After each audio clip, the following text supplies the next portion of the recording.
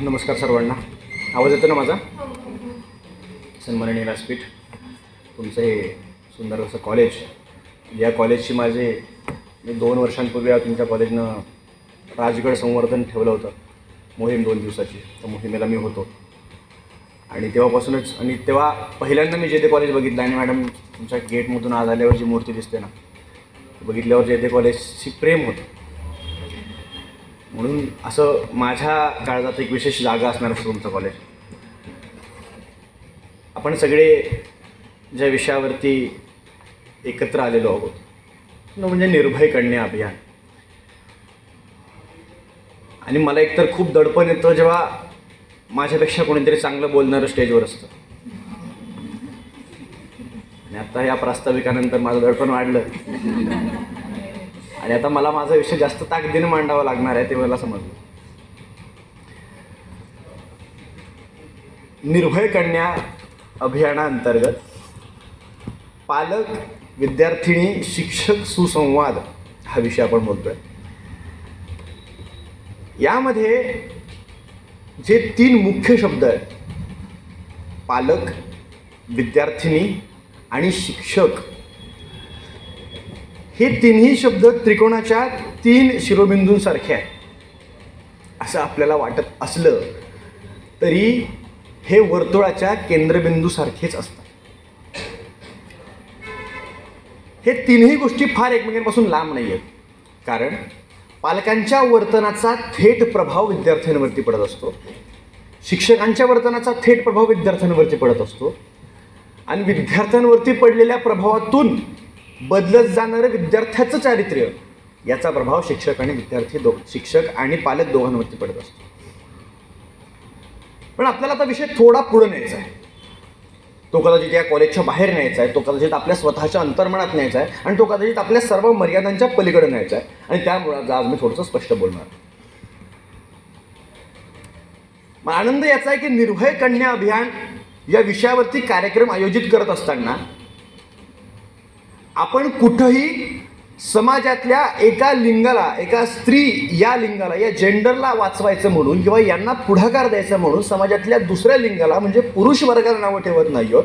आणि कदाचित याचमुळे आज निर्भय कन्या अभियानाचे 2 प्रमुख पाहुणे म्हणून 2 पुरुष या ठिकाणी उपस्थित आहेत.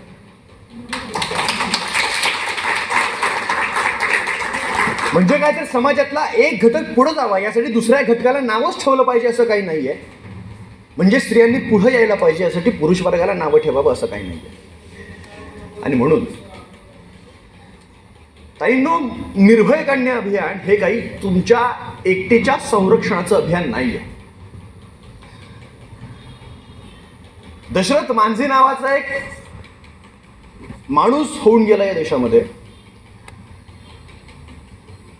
त्याचं गाव दुर्गम प्रदेशातलं, आणि त्याच्या गावातून तालुक्याच्या ठिकाणी जायचं तर एक भला मोठा डोंगर त्याला पार करावा लागेल. एके दिवशी त्याची पत्नी अत्यंत आजारी असताना प्रचंड वेदना तिला व्हायला लागल्या आणि ती विव्हळायला लागली की जणू त्या वेदनाने तिचा मृत्यू होऊ शकतो. इतकी विव्हळायला लागली की आता ह्या वेदना जर थांबल्या नाही तर ती कदाचित जागच्या जागी संपू शकते. आणि दशरथ मांझीला कळलं की आता आपल्याला तो डोंगर पार करून तालुक्याच्या ठिकाणी दवाखान्यात जावं लागेल. दशरथ मांझीने त्याला खांद्यावरती घेतलं आणि चालत तो डोंगर पार करू लागले. पण रस्त्यात त्या वेदना प्रचंड वाढल्या आणि त्या डोंगरामुळं त्यांना चालायला लागणारा अवधी इतका वाढला की त्याच्या बायकोचा रस्त्यामध्ये मृत्यू झाला.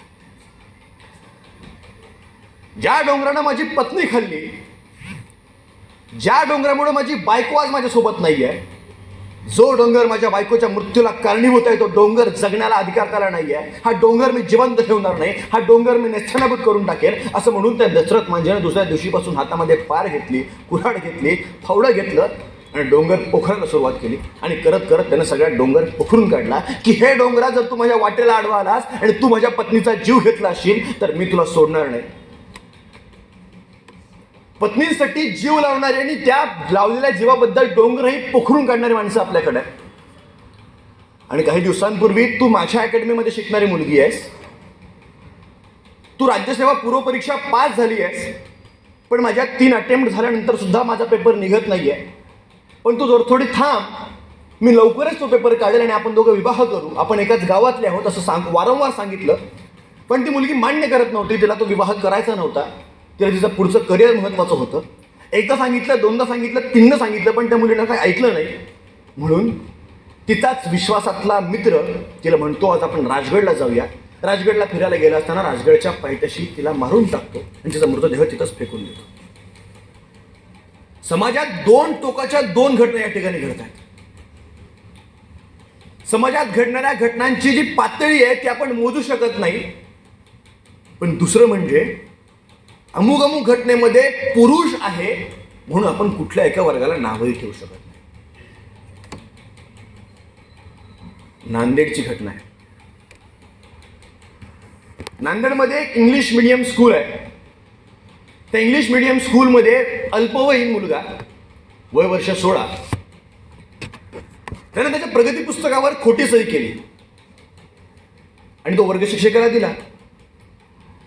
आता खोटी सही केली आहे हे या वर्ग शिक्षकाला जरी कळलं नसलं तरी त्याच्याच वर्गातल्या एका मॉनिटरला, एका मुलीला ती गोष्ट समजली आणि त्या मुलीनं ही बातमी वर्ग शिक्षकाला जाऊन सांगितली.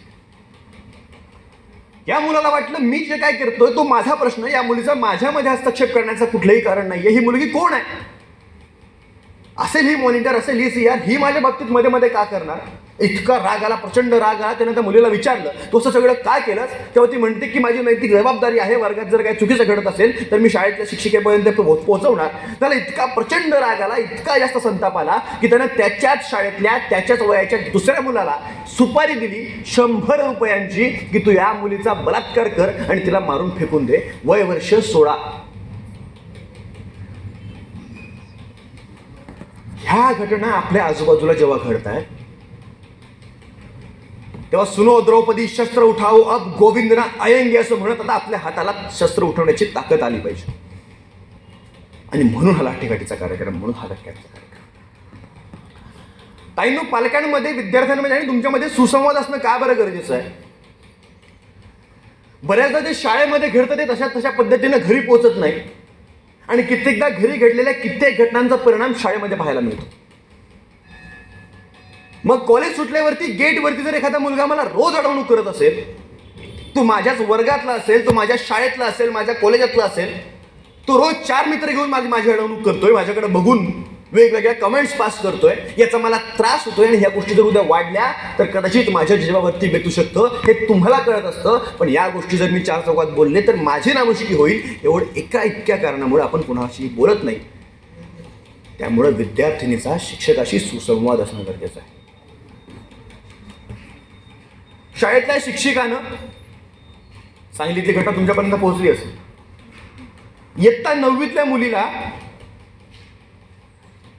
तो शिक्षक रोज त्याच्या स्टाफरूममध्ये बोलवून घ्यायचा, शेजारी तिला बसवायचा आणि स्वतःच्या मोबाईलवर तिला रोज अश्लील व्हिडिओ दाखवायचा. हा प्रकार संबंध आठवडाभर चालला आणि जेव्हा त्या मुलीने ही घटना घरी सांगितली तेव्हा या गोष्टी उघडकीस पडल्या. विचार करा, जर ती मुलगी ती सगळं घरी न सांगते तर? विचार करा, जर त्या मुलीने या सगळ्या गोष्टी मनातच दाबून ठेवल्या असत्या तर ते कदाचित या देशाला आणखी एक निर्भया मिळाली असती, आणखी एक कोपर्डीची घटना मिळाली असती. मुलींमध्ये, पालकांमध्ये आणि विद्यार्थ्यांमध्ये, शिक्षकांमध्ये सुसंवाद असणं एवढ्यासाठी गरजेचं आहे.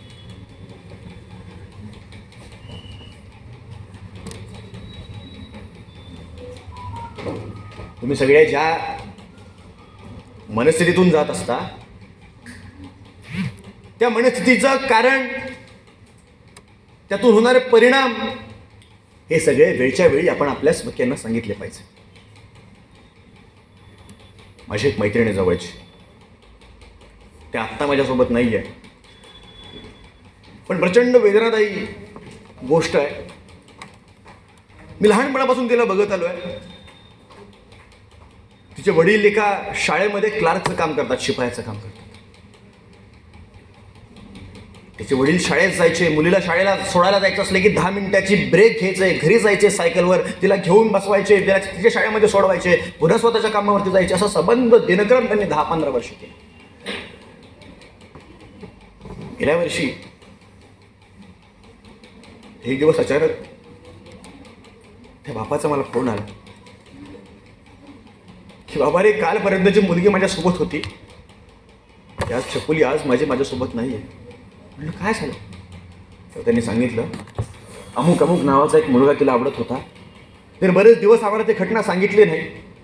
बरेच दिवसांपासून तिचं त्याच्यावरती प्रेम होतं आणि ते असलेल्या प्रेमापोटी आज ती त्या मुलासोबत कुठेतरी पळून गेली आहे.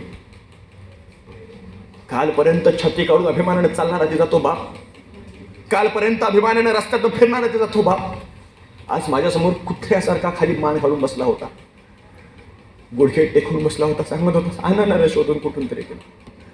मी सगळे तिच्या मनासारखं करेल, कुठून तरी शोधून आणणार तिला. ती माझा खूप जीव आहे, एकुलती एक पोरगी आहे माझी, तिला शोधून आणणार. तिला काय हवंय, लग्न लावून द्यायचं का? मी लावून देईन ना तिचे लग्न, मी नाही बघणार समाज काय म्हणतो, फक्त तिला घेऊन या ना.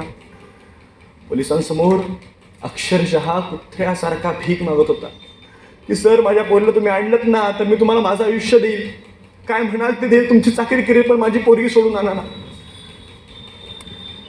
आज 1 वर्ष झालंय, ती पोरगी काही मिळाली नाही. तो बाप आजही पोलीस स्टेशनच्या चक्रा मारतो की कदाचित एखादी बातमी मिळेल, ती पोरगी कुठं आहे, कशी आहे कळेल. छकुली नको येऊस तू माझ्याकडे, पुन्हा परिधान तू कशी असते तरी मला जर कळलं ना तरी माझं समाधान होईल.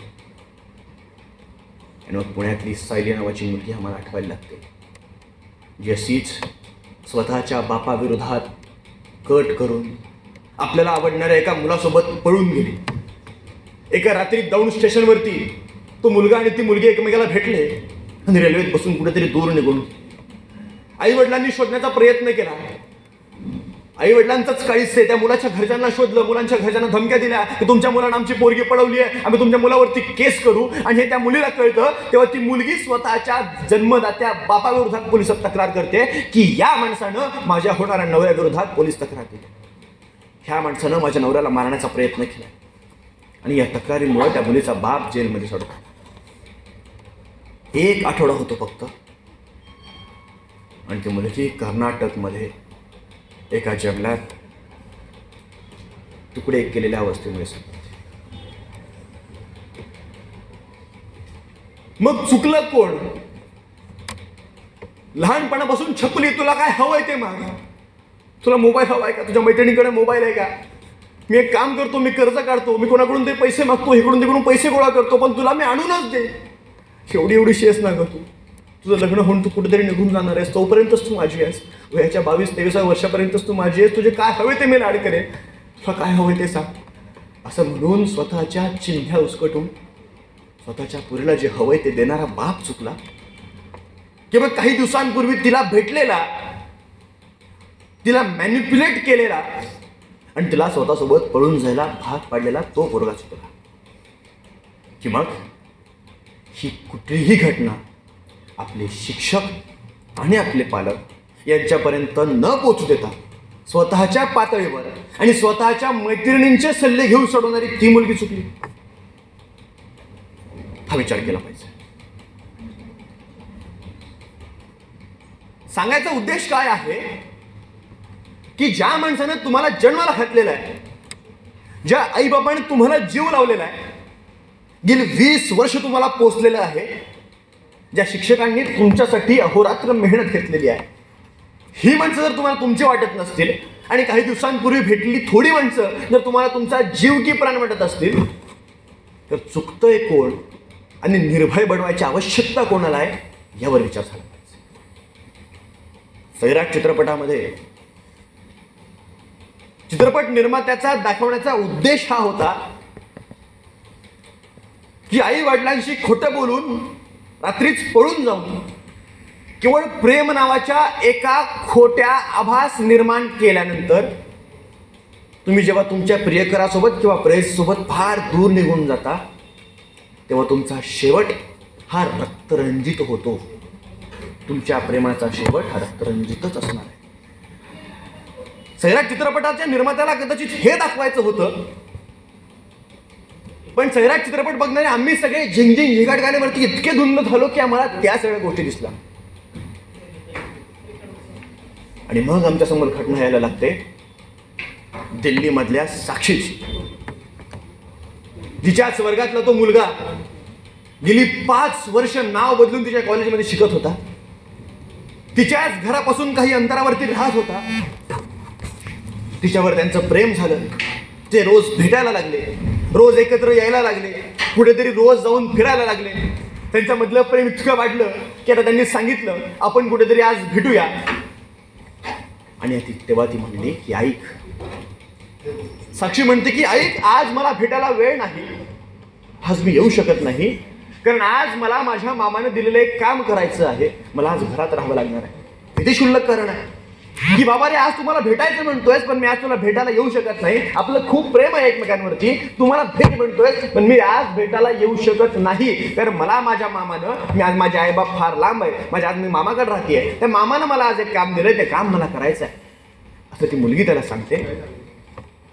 आणि मग तू मला कामाचा बहाणा देऊन दुसऱ्या कुठल्या तरी मुलाशी बोलतीयस, तू मला दगा देतीयस, अशी खोटी कारण सांगून, असे आभास निर्माण करून तो मुलगा तिला एके रात्री भेटतो, संपूर्ण परिसरामध्ये पळवतो. ती मुलगी या गोष्टी कोणाला सांगू शकत नाही, आई बापाला सांगू शकत नाही, मामाला सांगू शकत नाही, घरच्यांना सांगू शकत नाही, शिक्षकांनाही सांगू शकत नाही. ती फक्त घाबरलेली आहे. ती रात्रभर फिरते इकडे तिकडं, तिला तिथं माणसं दिसतील त्या ठिकाणी जाऊन ती उभी राहते आहे. का? कारण इथं माणसं आहेत, इथं मला कोणी हात लावणार नाही. आणि अशीच संध्याकाळची 9ची वेळ, ती पळत पळत पळत एका ठिकाणी जाते, कारण तिला माहिती आहे माझा पाठलाग तो करतोय.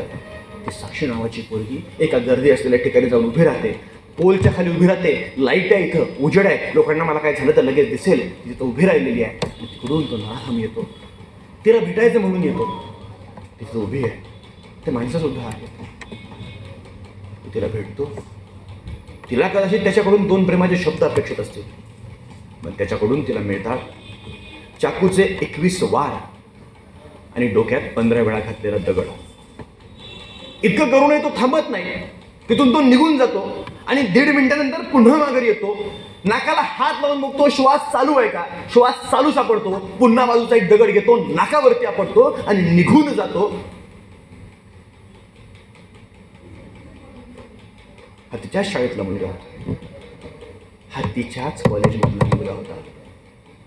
पण नाही ती वर कुणाला तरी सांगू शकतो, नाहीच शिक्षकांना सांगू शकतो. या सगळ्या घटनांमध्ये विचार करा, जर 2 गोष्टी त्या मुलींकडे असल्या असत्या, 2 गोष्टी. पहिलं, एकतर पालकांशी आणि शिक्षकांशी सुसंवाद, की बाबा उद्या काही झालं, उद्या मी जर काही केलं तर मला वाचवण्यासाठी माझे पालक आणि शिक्षक आहेत, कारण मी या सगळ्या गोष्टी त्यांना आधीच सांगून ठेवलेल्या आहेत. त्यामुळे उद्या माझ्या अंगलट जर कुठल्या गोष्टी आल्या, पोलीस चौकशीला मला सामोरं जावं लागलं तर माझ्या बाजूने उभं राहणारी ही लोक आहेतच.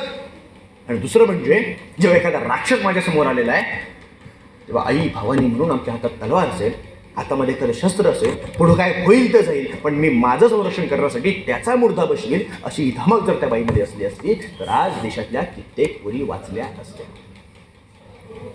मग हे निर्भय बनो अभियान कशासाठी आहे, निर्भय कन्या अभियान कशासाठी आहे? निर्भय बनायचं म्हणजे काय करायचंय? द्रौपदीचं भर सभेमध्ये वस्त्रहरण होणार होतं. द्रौपदीला माहिती आहे की आता सगळ्या सभेमध्ये माझी वस्त्र काढली जाणार आहे, माझी अब्रू निघणार आहे, हे तिला माहीत होतं. पण तिला विश्वास होता माझे 5 पांडव इथं बसलेले आहेत, कोणी येऊ न येऊ पण माझे 5 पांडव मला वाचवतील. तो शासनानं ओढून आणलं, भरसाव्यामध्ये उभा केलं, तिच्या साडीचा पदर उघडला आणि एक एक करून साडी उघडायला लागला. वस्त्रहरण करायला सुरुवात झाली. तिला वाटतं की आता तरी पांडवांमधला एक जण उभं राहील, मला म्हणेल की थांब, येईल माझ्याकडे, गदेनं मारून टाकेल सगळ्या दुश्मनांना आणि माझी अब्रू वाचवेल. पण 5ही पांडव खाली मान घालून बसलेले आहेत, कोणीच वाचवायला येत नाहीये. आणि मग शेवटचा पर्याय म्हणून ती कृष्णाला साथ घालते की कृष्णा, आज तुझी बहीण विवस्त्र होणार आहे, तू येणार आहे बाबा. आणि प्रचंड हाका मारल्यानंतर कृष्णा येतो आणि तिची अब्रू वाचवतो. अब्रू वाचवतो म्हणजे केवळ साडी पुरवतो, कारण अब्रू तिची कधीच गेलेली आहे भर सभेमध्ये, जेव्हा तिच्या पदराला हात घातला गेलाय तेव्हाच. पण आज तुम्हा सगळ्या द्रौपदींसाठी जगातला कुठलाही कृष्ण उभा राहणार नाही. हा, फार फार तर तो कृष्ण हातामध्ये कॅन्डल घेईल, पण ते सगळं झाल्याच्या नंतर. आज कुठल्याही कृष्णाची अपेक्षा तुम्ही करणार असाल तर तुम्ही मूर्ख ठराल. आज कुठल्याही पांडवांची अपेक्षा तुम्ही करणार असाल तर तुम्ही मूर्ख ठराल. तर तुमच्या आजूबाजूला तुम्हाला दिसतील ते अनेक दृश्य असतात. त्यामुळे आता काही महत्वाच्या गोष्टी बदलणं गरजेचं आहे. विषयाच्या शेवटी महत्वाच्या गोष्टी आहेत ज्या आता आपण बदलल्या तरच समाजामध्ये परिवर्तन करू शकतो. त्या कुठल्या? 21व्या शतकातल्या सगळ्या मुली आपण आता काही गोष्टींबाबत ओपन झालं पाहिजे, मोकळ्या पद्धतीनं बोललं पाहिजे. मी जाईल तिथं महिलांविषयी बोलताना हा विषय ठामपणे म्हणतो. मलाही आई आहे, मलाही बहीण आहे, मलाही मैत्रिणी आहेत, खूप चांगल्या जीवभावाच्या मैत्रिणी आहेत. मग तुम्हा सर्वांमध्ये माझ्या बहिणी आणि मैत्रिणी दिसत आहेत. आणि म्हणून काही गोष्टींविषयी तितक्या ओपनली आता आपण बोलायला सुरुवात केली पाहिजे. ताईंनो, जी मासिक पाळी एखाद्या महिलेचा गाभा आहे ती अपवित्र कधीपासून झाली, ह्या गोष्टी आता आपण ओपनली बोलल्याच पाहिजे. समाजामध्ये जर खुलेपणानं आई वडिलांविषयीच्या संभोगाच्या जोक्स प्रसिद्ध होत असतील, समाजात खुलेपणानं अश्लीलता चालत असेल, तर या पवित्र गोष्टींना अपवित्र आपण म्हणत कसं काय म्हणतो? दुसरी महत्वाची गोष्ट, आता जर आपल्या वाटेला कोण जात असेल तर आपण त्याला त्याच ठिकाणी धडा तर शिकवायचाच आहे. पण महिलांवरती आता खूप मोठी जबाबदारी आहे. एक मुलगी असते, झोमॅटोवरून तिनं काहीतरी खायला ऑर्डर केलेलं आहे. आतमध्ये तिच्या मैत्रिणी बसलेल्या आहे आणि ती प्लॅन करते की आपण काहीतरी प्रँक करूया, आपण 1000 रुपयांचं खायला मागूया, पण त्याला एकही रुपया द्यायचा नाही. पोरीमध्ये पैसे लागते. असं कसं शक्य आहे? 1000 रुपयाचं खायला मागवायचं आणि त्याला काहीच रुपये द्यायचे नाही, असं कसं ते येतो? ते म्हणते ते सगळं माझ्यावर सोड. बँगलोरची घटना आहे. ती 1000 रुपयाचं झोमॅटोवरून खायला मागवते. डिलिव्हरी बॉय येतो, त्याच्याकडून ती खायला घेते. पण डिलिव्हरी बॉय येण्या अगोदर तिने स्वतःच्या हातानं संपूर्ण शरीराला जखमा करून घेतलेल्या आहे. स्वतःचं नाक फोडून केलेलं आहे, स्वतःच्या शरीरावरती थोडे खोटे वार करून घेतलेले आहेत. आणि ज्या क्षणी तो झोमॅटो डिलिव्हरी बॉय तिच्या दारामध्ये उभा राहिला त्या क्षणी तिने व्हिडिओला सुरुवात केली. व्हिडिओ काढला की या झोमॅटो डिलिव्हरी बॉयनं माझ्यावरती ओढाण केली आहे, माझा अत्याचार करायला सुरुवात केली आहे, यानं मला त्रास दिलाय, बघा माझ्या अंगावरचे घाव, बघा मला झालेले घाव, या माणसानं मला त्रास दिलाय. हा तोच माणूस आहे ज्या माणसानं माझ्यावरती अत्याचार करण्याचा प्रयत्न केलाय आणि त्याला तो व्हिडिओ दाखवला. आणि जर तुम्हाला हे अन्न फुकट दिलं नाहीस तर हा व्हिडिओ व्हायरल करेल. निर्भय कन्या म्हणजे अन्यायाविरोधात लढणारी कन्याच, पण याचा अर्थ निर्भय कन्या म्हणजे अन्याय करणारी कन्या नव्हे. स्त्रियांना स्वातंत्र्य मिळालेलं आहे, पण त्या स्वातंत्र्याचा स्वैराचारामध्ये परिवर्तन न होऊ देणं ही आता आपली जबाबदारी आहे. छत्रपती शिवाजी महाराजांनी कोंढाणा किल्ला जिंकला होता आणि त्यांचे वडील शहाजीराजे, त्यांना आदिलशहानं तर अटक केलेली आहे. आणि आदिलशहानं सांगितलंय की शहाजीराजे एक काम करा, मी तुम्हाला सोडतो, पण त्या बदल्यात तुमच्या पोरानं माझा जिंकलेला कोंढाणा नावाचा किल्ला मला परत द्या. आदिलशहा शहाजीराजांना म्हणतोय की मी तुम्हाला सोडतो, पण त्या बदल्यात तुमच्या पोरानं माझा जो कोंढाणा नावाचा किल्ला जिंकलाय तो मला परत द्या. आणि शहाजीराजांनी तो कोंढाणा नावाचा किल्ला त्याला परत देऊन टाकला, स्वतःच्या सुटकेसाठी दिला. ही बातमी राजगडावरती महाराजांना समजते. खलिता येतो. खलितामध्ये लिहिलेलं असतं की छत्रपती शिवाजी महाराज तुम्ही अतिशय मेहनतीने आणि कर्माने जिंकलेला, रक्त आणि घाम गळून जिंकलेला कोंढाणा नावाचा किल्ला शहाजीराजांनी स्वतःच्या सुटकेच्या बाबतीत आदिलशहाला बहाल केलाय, देऊन टाकलाय. आता कोंढाणा स्वराज्यामध्ये शिल्लक नाहीये. शिवरायांनी मेहनतीने जिंकलेला कोंढाण्यासारखा बळकट किल्ला त्यांच्या बापानं दुश्मनाला देऊन टाकलाय. जेव्हा शिवाजीराजांना समजतं तेव्हा शिवाजी महाराज म्हणतात अरे कोंढाणा दिलाय ना, देऊ देखील. कोंढाणाच काय, कोंढाण्यासारखे 1000 किल्ले माझ्या बापावरती कुर्बान आहेत. आजची परिस्थिती आहे की जर आज माझ्या बापानं माझा मोबाईल हातामध्ये घेतला तर हे बापा, तू माझ्या मोबाईलला हात का लावलास? तो मोबाईल माझा आहे आणि तुझा त्याच्याशी काही संबंध नाहीये, कारण हे सगळं माझं आहे. आई, तू माझे कपडे दुसऱ्या पोरीला का घालायला दिलेस? आई, तू माझ्या कपाटाला का हात लावलास? तू माझ्या वहीला हात का लावलास? दप्तरामध्ये का डोकावलंस? दप्तरातल्या पत्राला का हात लावलास? मला का विचारलंस कोणाचा तुला फोन आलाय? मला का विचारलंस कोणाचा मेसेज बघून हसतीयस? मला का विचारलंस कोणाशी तास तास बोलतीयस? तुम्हाला विचारण्याचा काही संबंध नाही. हा मोबाईल माझा आहे, हे सगळं माझं आहे, मी माझी आहे, मला स्वातंत्र्य आहे. आणि जर तुम्ही माझ्यावर दादागिरी करणार असाल तर मी पोलीस केस करेल. अशी जर पिढी आपल्याकडे येणार असेल तर माझं ठाम मत आहे की तुम्हाला निर्भय बनवण्याची काहीच गरज नाही. म्हणून हा कुठल्या पद्धतीचा सुसंवाद आहे? हे कुठल्या पद्धतीचे संस्कार आहे? नाही, संस्कारांची अपेक्षा प्रत्येक वेळी मुलींकडून आहेत असं नाही, पण ती जास्तीत जास्त मुलींकडून आहे एवढ्यासाठी, कारण जर शिवबांमध्ये संस्कार रुजवायचे असतील तर आम्ही जिजाऊंकडूनच संस्कारांची अपेक्षा केली पाहिजे. तसंच समाजाला दिशा द्यायची असेल, समाज चांगल्या पातळीवरती, चांगल्या मार्गावरती न्यायचा असेल तर तुम्ही गरजेचे आहात, कारण तुम्ही सामान्य नाही आहात. तुमच्यामध्ये अख्खा एक नवीन जीव निर्माण करण्याची ताकद आहे. या समाजाचा नियम आहे, समाजामध्ये अनेक गोष्टी पुनरुज्जीवित होत राहतात आणि ती तुमच्याकडे ताकद आहे की तुम्ही एक अखंड जीव जन्माला घालू शकता. तुमच्याकडे ताकद आहे की हातामध्ये शस्त्र घेऊन तुम्ही वेळी इतरांशी युद्ध करू शकता.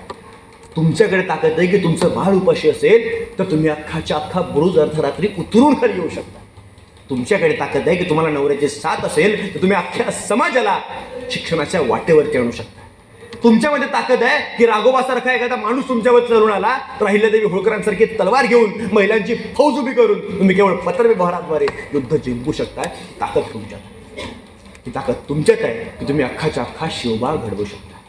ही ताकद तुमच्यामध्ये आहे की द्रौपदीच्या हाकेने जसा कृष्ण येतो तसं तुमच्या हाकेने सुद्धा कृष्ण येऊ शकतो. अशी प्रचंड ताकद आहे तुमच्यामध्ये. पण ही ताकद जर योग्य मार्गाने वापरली गेली नाही तर त्याचे प्रचंड मोठे दुष्परिणाम हे याच जगाला भोगावे लागलेले आहेत. कुंतीने चूक केली आणि कोणालाही सांगितलं नाही, कुतूहलापोटी जन्माला आला करणं, कोणालाही सांगितलं नाही करण्याबाबत, आणि कुंतीच्या त्या एका चुकीमुळं कर्णाचं अख्खं आयुष्य दुःखात गेलं. तुमची एक चूक एखाद्याच्या आयुष्याला किती लागू शकते याची ही सगळी उदाहरण आहे.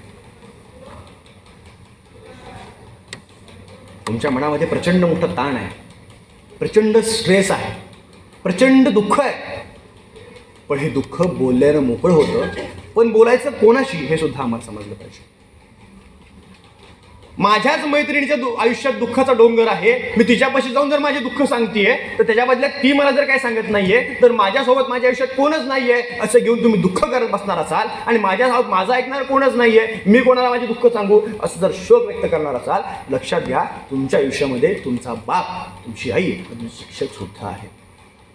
हे सांगू, माझा वैयक्तिक अनुभव सुद्धा आहे आणि तुम्ही ही पद्धत ट्राय करून बघू शकता. आयुष्यामध्ये काही वाटलं ना, किती ताण आला ना, मला माझ्या कंपनीमध्ये काही स्ट्रेस आला ना, माझ्या आईवडिलांना समजत नाही काय असतं असेल, सॉफ्टवेअर म्हणजे काय, टेक्नॉलॉजी म्हणजे काय. मी आईला सांगितलं ना घरी जाऊन की इतकं आज असं आहे, आज रात्री 2 वाजेपर्यंत जागावं लागेल आणि होईल की नाही माहीत नाही, काम जर नाही झालं तर प्रचंड मोठा त्रास आहे. तिला त्यातलं काही कळत नाही, ती मला मदत करू शकत नाही. ती पाण्याचा एक ग्लास घेऊन माझ्यापाशी येते, खांद्यावरती हात ठेवते, म्हणते होईल रे सगळं, खाऊन घ्या. जगात ज्या माणसासाठी तुम्ही तुमचे आईबाप सोडून जाणार आहात तो माणूस रात्री घरी आल्यानंतर तुम्हाला कुठले प्रश्न विचारतो, तुमच्याकडे कुठल्या नजरेनं बघतो. तुम्ही जर त्या व्यक्तीसोबत संबंध बनवायला नकार दिला तर तुमचे काय हाल होऊ शकतात. तुमचे कधी 35 तुकडे करून फ्रीजमध्ये ठेवले जाऊ शकतात किंवा तू जर माझी झाली नाहीस तर कोणाचीच खाऊ शकणार नाहीस असं म्हणून वरच्या 7व्या मजल्यावरून तुम्हाला फेकून दिलं जातं. पण तुमची आई आणि तुमचा बाप असा आहे की तुम्ही कितीही दमून भावून रात्री घरी आला तर पहिला प्रश्न असेल, बाळा सुखरूप आहेस का, बाळा जेवली आहेस का,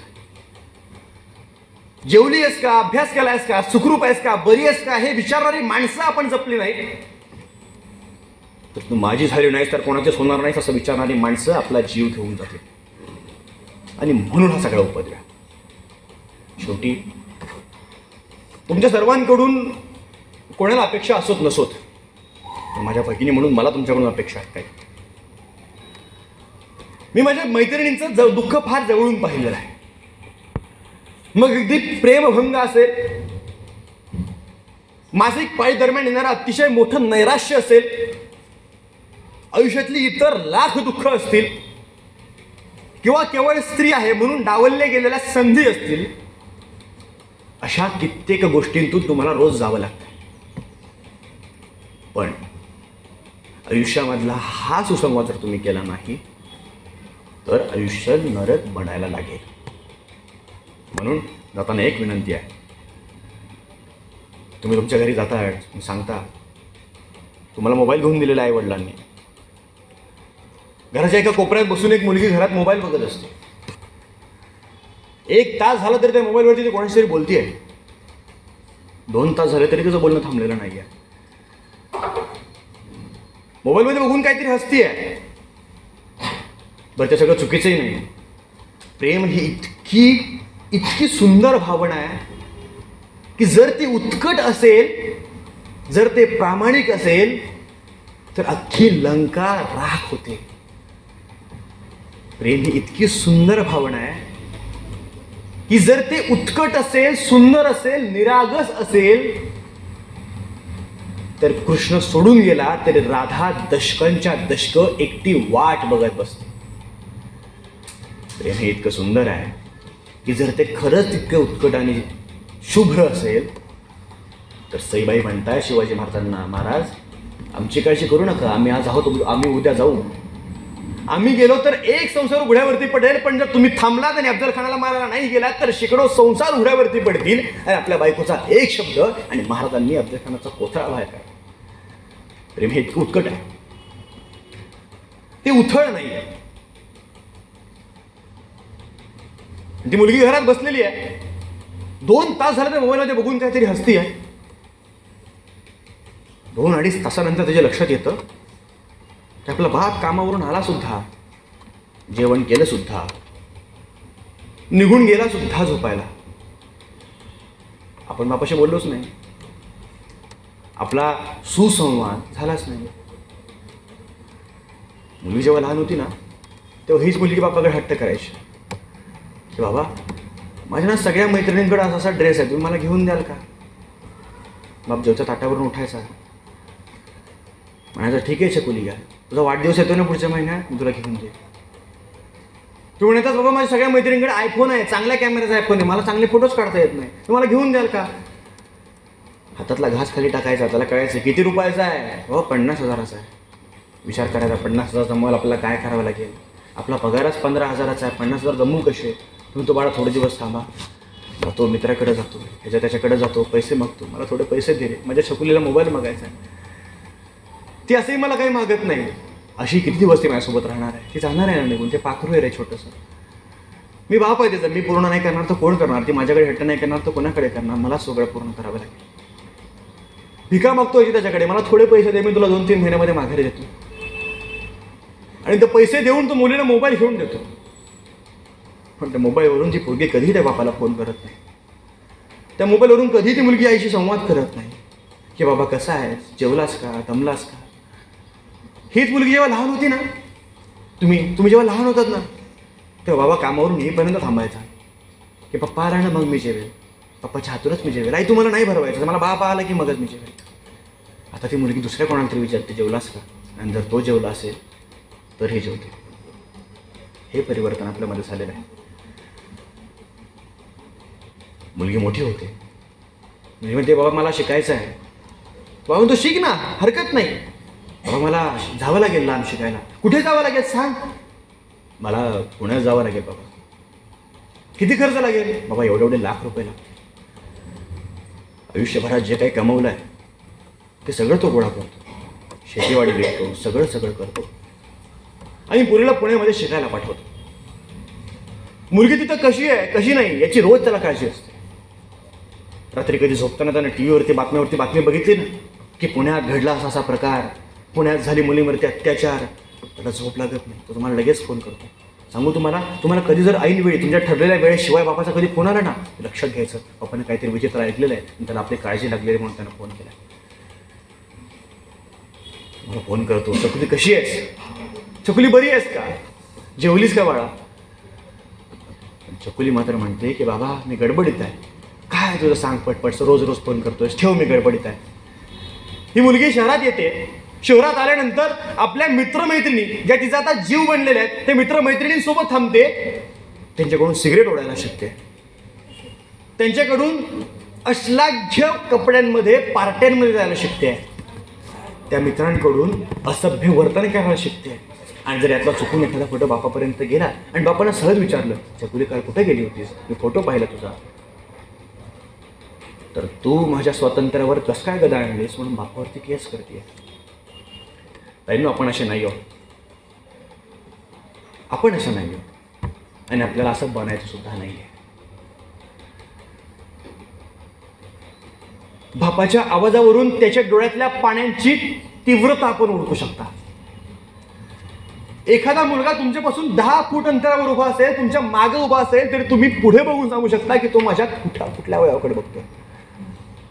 एखादा मित्र तुमच्याशी हात मिळवणी करत असेल तर त्याच्या हाताच्या स्पर्शावरून तुम्हाला कळतं की याच्या स्पर्शामध्ये पावित्र्य आहे की अनैतिकता.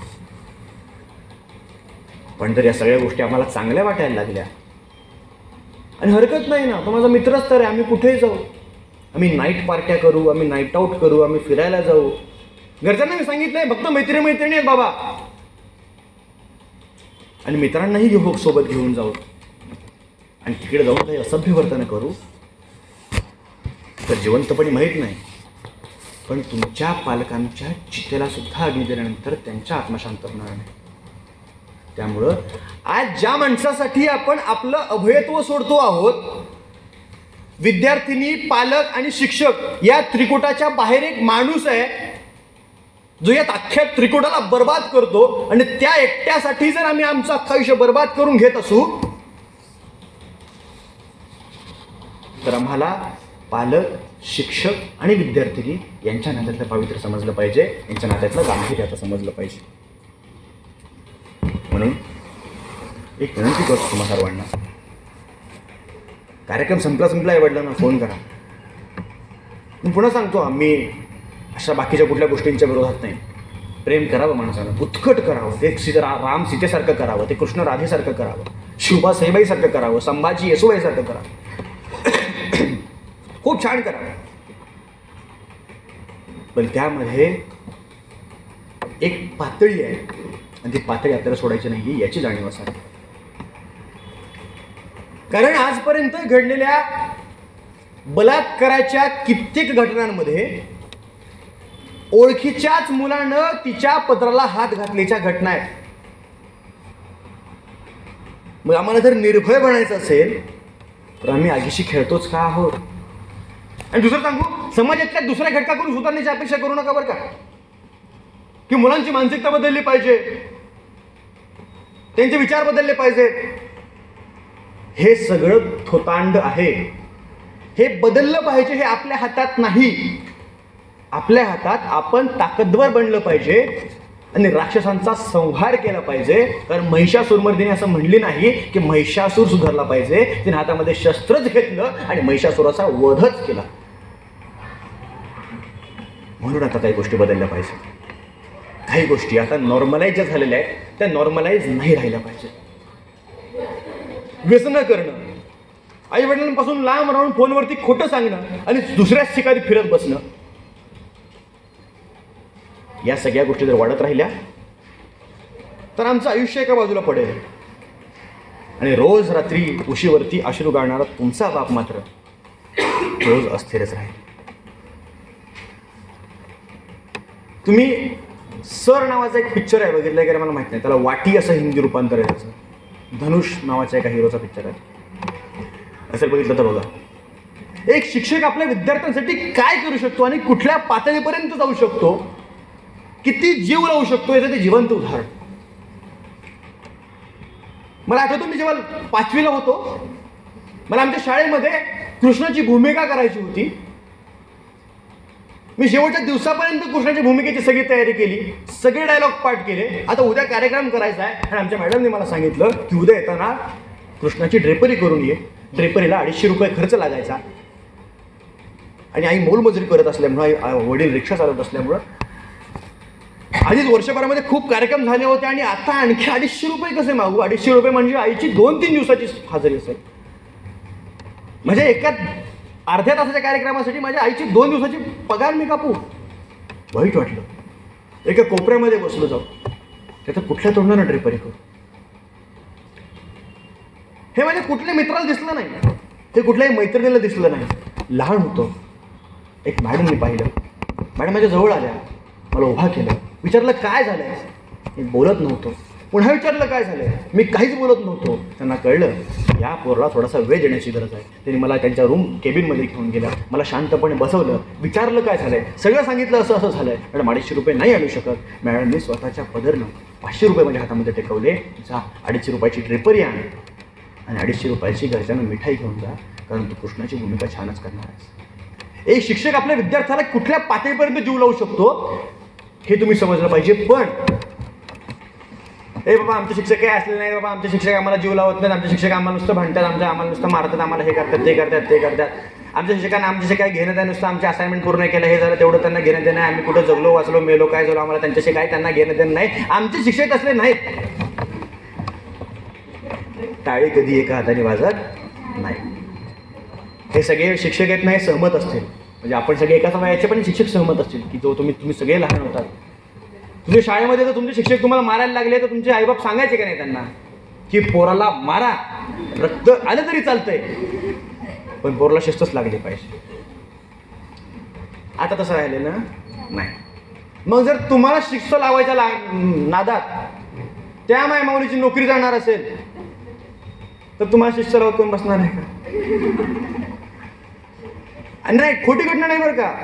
नागपूरमध्ये म्हणजे अगदी माध्यमिक विद्यालयात 8वीच्या मुलाला सरांनी सांगितलं की तू केस कापून ये. किती छोटी गोष्ट आहे. आमचे सर तर आमची अशी केस धरायचे आणि फेकून द्यायचे.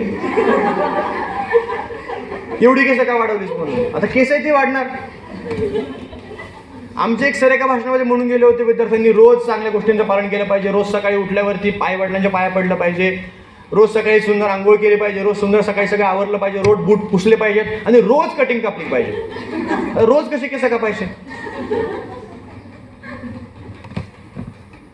म्हणजे शिक्षक तुम्हाला जीव लावतील. नागपूरची घटना आहे का सरांनी सांगितलं की बाबा केस कापून ये, असं केसांना धरलं आणि बाजूला काढलं सगळ्यांसमोर.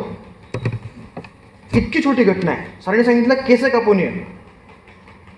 त्या मुलानं सरांचं बोट कापण्याचा प्रयत्न केला वर्गात सर टेबलावरती बसलेले असताना चाकूनं बोट कापण्याचा प्रयत्न केला. 8वीचा मुलगा. कुठल्या पद्धतीने आम्ही हे सगळं करायला लागलेलो आहे? सुसंवाद राहिला बाजूला, जीवावर उठले सगळे एकमेकाच्या. म्हणजे विद्यार्थिनी, पालक, शिक्षक युद्ध मानावं लागेल. तर अशा गोष्टी आता होऊ देतात कामा नाहीत. मगाशी प्रिन्सिपल मॅमसोबत बोलत होतो तेव्हा त्यांनी किस्सा सांगितला. त्यांनी सांगितलं तुम्हाला सांगायला. एका शाळेमध्ये एका मुलाला त्याचे मित्र चिडवायचे कारण त्याची आई इंस्टाग्रामवरती रील्स बनवायची.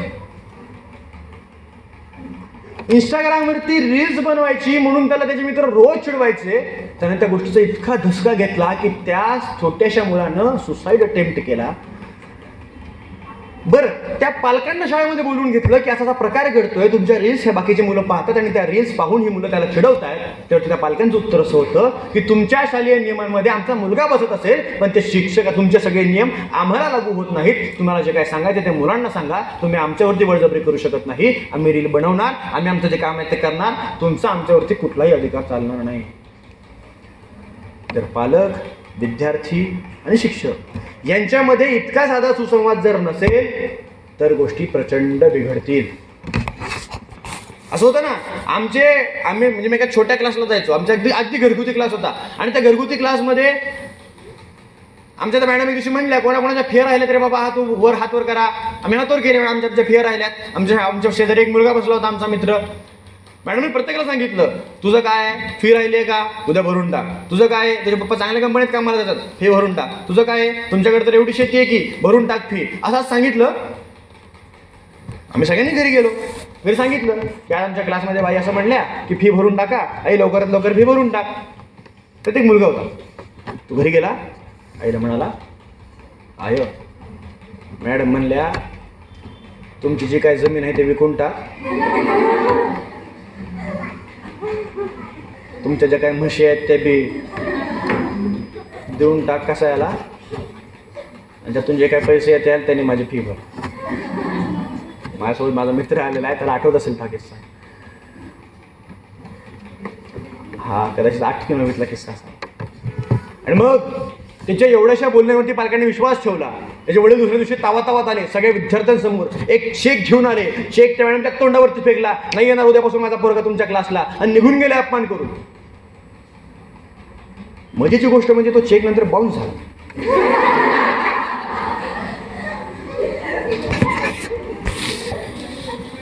घडलं एक, मुलांनी घरी सांगितलं एक, यातून नुकसान बी त्या मॅडमचं झालंय, बरं अपमान झाला तो वेगळाच. म्हणून मी म्हटलं, तुम्हाला जर असं वाटत असेल की तुमचे शिक्षक तुम्हाला जीव लावत नाहीत, तर टाळी कधी एका हाताने वाजत नसते. आजचे विद्यार्थी, तुम्ही माझ्या पर्सनल लाईफमध्ये इंटरफेअर करू नका मॅडम. तुम्ही मला शिकवायला येताय, अर्धा तास माझ्या वर्गामध्ये उभा राहा, मला फक्त विषय शिकवा, माझी पुस्तकं शिकवा, एवढ्या गोष्टी सांगतात. आणि जर एखाद्या शिक्षकाने एखाद्याच्या पर्सनल लाईफमध्ये इंटरफेअर करण्याचा प्रयत्न केला काळजीपोटी, एखादी मुलीचं वर्तन आता मला वेगळं असं वाटतंय, ती वर्गाची वेगळी बसती आहे, ती एखाद्या मुलाच्या मागे रोज बसतीये, रोज गप्पा मारतात. जर त्यांना दिसायला लागलं तर शिक्षक त्याला बोलून घेतात, बोलतात की सगळं काय चाललंय, अभ्यासावरती लक्ष दे, महत्वाचं वर्ष आहे. तेव्हा ती मुलगी जर त्यांना म्हणणार असेल की बाई तुम्ही माझ्या पर्सनल लाईफमध्ये इंटरफेअर करू नका, मला माझं स्वातंत्र्य आहे, तुम्ही मला फक्त माझा विषय शिकवा, तर ही तुमची चूक आहे. म्हणून शिक्षक तुम्हाला जीव लावायला रजावत नाही. ही बेवफाई इथं करून चालणार नाही. म्हणून तुमच्या कॉलेजने आयोजित केलेला आजचा हा कार्यक्रम, या 2 अतिशय महत्त्वाचे विषय होते. एक तर लाठीकाठी आणि एकतर हे व्याख्यान. म्हणजे मुळातच ज्या गोष्टी घडतायत त्या सगळ्या आईवडिलांना सांगून ठेवा की माझ्यासोबत असं घडतंय, असं होतंय, तसं होतंय. उद्या कुठल्या गोष्टी अंगलट आल्या तर तुमच्या बाजून हीच माणसं उभी राहणार आहेत. आणि दुसरी गोष्ट, जर ऐन रस्त्यामध्ये तुम्हाला कोणी अडवलं तर तुमच्या बाहूंमध्ये तितकी ताकद असली पाहिजे की पुढे होईल ते बघता येईल. मी आधीच सगळं माझ्या आईवडिलांना सांगून ठेवलंय, शिक्षकांना माहिती आहे, जर काय झालं ते माझ्या पाठीशी उभे आहेत. त्यामुळे आत्ता मला जर हा आडवा येतोय आणि मला त्रास देतोय तर मी याला इथल्या इथं त्याचा मुर्दा बसवेल, इथल्या इथं त्याला मी काहीतरी प्रयत्न करेल, स्वतःची सुटका करून घेईल. आणि इतकं सगळं झाल्यानंतर या सगळ्या स्वातंत्र्याचा आपला स्वैराचारामध्ये रूपांतर करायचं नाहीये. आपल्याला हे सगळं स्वातंत्र्य उपभोगायचं आहे, पण आपल्या स्वातंत्र्याचा दुसऱ्याला त्रासही झाला नाही पाहिजे, हे सुद्धा मान्य करायला लागेल. तुमच्या कॉलेजनं फार सुंदर आयोजित कार्यक्रम केला. हे कॉलेज मला आधीपासून फार आवडतंय. आता हे असं म्हणायचं असतं म्हणून म्हणत नाही बरं का, म्हणजे कॉलेजमध्ये गेल्यावर ते पहिलं वाक्य म्हणत असतं तुमचं कॉलेज खूप छान आहे. तर कॉलेजबद्दल काही माहीत असेल तरी असं म्हणावं लागतं, पण असं काही नाही आहे. तुमच्या कॉलेजचे बरेच शिक्षक माझ्या ओळखीचे आहेत, 5 सर माझे चांगले ओळखीचे आहेत.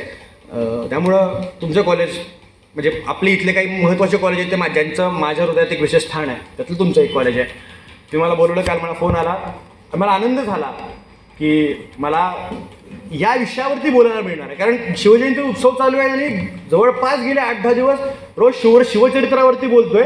आज मला असं वाटलं की शिवचरित्रातून आपल्याला जे शिकायचं आहे ते मांडायला आपल्याला मिळणार आहे. म्हणून मला प्रचंड आनंद झाला. मॅडमला विषय सांगितला, आपला आजचा कार्यक्रम आयोजित झाला. तुम्ही सगळ्यांनी मला गेल्या बऱ्याच वेळापासून फार सुंदर ऐकून घेतलं, फार सुंदर सहन केलं. इतकी सहनशक्ती तुमच्यामध्ये आहे त्याबद्दल तुमचे आभार. सहसा इतकं कोणी सहन करू शकत नाही दुसऱ्याला. हल्ली तर आपल्याला ऐकायची सवयच नाही, आपल्याला लगेच स्क्रोल करायची सवय. मला कोणीतरी स्क्रोल केलं असं मला भीती होती, पण तुम्ही मला स्क्रोल केलं नाही, मला फार सुंदर ऐकून घेतलं. तुमच्या महाविद्यालयाचे आभार. मला इथं बोलवलं त्यासाठी. माझा मित्र माझ्यासोबत आलेला आहे, तो अतिशय त्याचा वेळ काढून माझ्यासोबत आला. कारण माझा जो नेहमीचा मित्र आहे, मित्र म्हणजे कॅमेरामॅनच, मित्रच आहे, त्याला कॅमेरामॅन म्हणून ठेवलेला आहे. तर तो आज येऊ शकला नाही, तर मित्राला म्हणलं बरं ठीक आहे. मित्राची माझी ओळख करून देतो. तो इंडियन आर्मीमध्ये पॅरा SF आहे. तो जरी असा दिसत असला तरी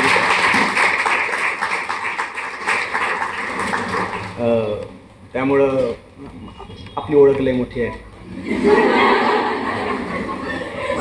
आणि त्याला मी सोबत एवढ्यासाठी घेऊन आलोय कारण म्हणलं लाठीकाठीचं प्रशिक्षण तुम्हाला दिलेलं आहे, आणि जर मी काही चुकीचं बोललो तर लाठीकाठी माझ्या अंगावर येऊ नये यासाठी मी त्याला बोलवलं, कारण त्याला लाठीकाठीचं प्रशिक्षण दिलं गेलेलं आहे. असो, तुम्ही सर्वांनी फार सुंदर ऐकून घेतलं. तुम्ही सगळे माझी माणसं आहात आणि आपल्या माणसांकडे येताना काहीतरी घेऊन जायचं असतं, पण मी काहीच घेऊन आलो नाही आहे. तुम्ही सगळे माझ्या हात एवढ्यासाठी म्हटलं कारण एखाद्याला लढा लागायला हल्ली तर इंस्टाग्रामची एखादी एक पोस्ट बघून पण एखाद्याचा लढा लागतो. आम्ही तुमच्यासमोर गेला तासभर बोलतोय आणि तुम्ही सर्वांनी फार सुंदर ऐकून घेताय, अतिशय चोरबोड न करता ऐकून घेताय. मला तुमच्याशी फार सुंदर लढा लागला, तुमच्या कॉलेजशी लढा लागला. तुम्ही सगळे माझे आहात आणि आपल्या माणसांना काहीतरी घेऊन जायचं असतं, पण मी काहीच घेऊन नाही आलो कारण माझ्याकडे माझे फक्त शब्द होते आणि मी ते घेऊन आलो तुमच्यासाठी. तुकोबा तर म्हणतात की आम्हा घरी तर शब्दांचीच रत नाही, शब्दांची तर शस्त्र येत नाही करू, शब्दाची वाटू धय जण लोक, शब्दाची गौरवे पूजा करू. शब्दांची पूजा करणारे आम्ही सगळे लोक आहोत, आपण सगळे आहोत. शब्द धन आहे आपल्यासाठी आणि ते धन तुम्हाला देऊन चाललो. आशा करतो जे बोललो असेल ते पटलं असेल आणि जर नसेल पटलं तर आता काय पर्याय नाही, बोलून गेलो त्यामुळे आता काय दुसरं होऊ शकत नाही. त्यामध्ये जर काय वाटलं असेल की माझ्याकडून काय चुकलं, तुमचाच एक छोटा भाऊ म्हणून तुम्ही सगळ्या लोकांनी तुमचाच एक लहान मुलगा म्हणून मला माफ करावं. तुम्ही फार सुंदर ऐकून घेतलं. आपले ऋणानुबंध असेच राहतील अशा अपेक्षा करतो. थांबतो. धन्यवाद.